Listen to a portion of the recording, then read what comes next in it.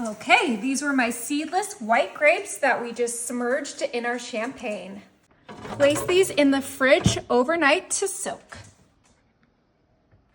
All right, it's the next day, and now we're gonna go over to our strainer and we're gonna strain our grapes. Be very careful not to lose any.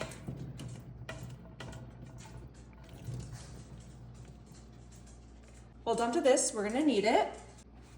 All right, once these are drained, do not worry, that champagne was not wasted. It is all soaked up into our grapes. Put these all right back into our 9x13. Perfect. I have here some granulated sugar, and we're gonna start off with 1 cup of sugar.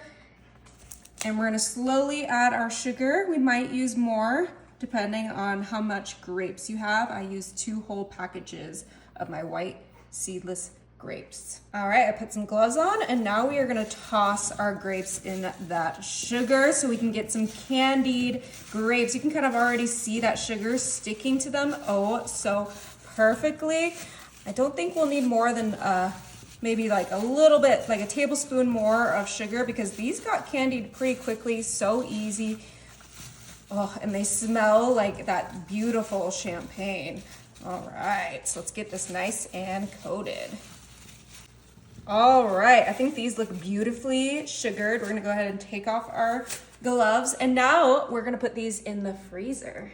All right, our fun New Year's Eve treat is ready. These look absolutely delicious. We put these in the freezer for only 2 hours, and now they can be left out for your New Year's party. I'm gonna fill my little champagne coupe with our little grapes because I think that is so fun. So let's quickly do that.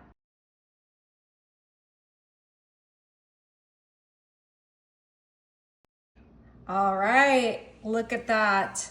Better than a glass of champagne. Let's give these a try. Oh, I'm so excited.